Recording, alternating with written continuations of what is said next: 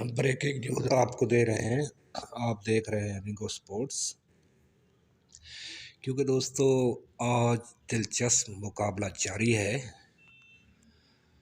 जो team match हारेगी वो PSL से बाहर हो जाएगी।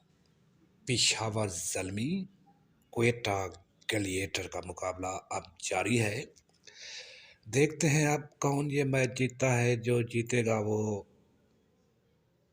दौड़ में रहेगा पीएसएल में। जो हार जाएगी टीम वो बाहर हो जाएगी।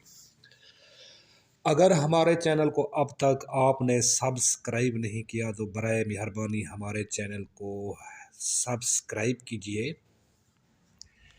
क्योंकि दोस्तों, आप हमारे चैनल में शामिल हो जाएंगे जब सब्सक्राइब करेंगे, कमेंट्स करेंगे, बेल आइकन के बटन को दबा देंगे तो हर आने वाली नई वीडियो तक आप तक पहुंचती रहेगी।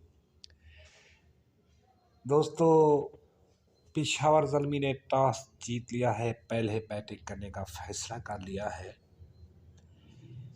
क्योंकि दिलचस्प मुकाबले अब आखिरी मरहल में जारी हैं। क्योंकि दोस्तों, दिलचस्प मुकाबले जारी हैं लाहौर में स्टेडियम में।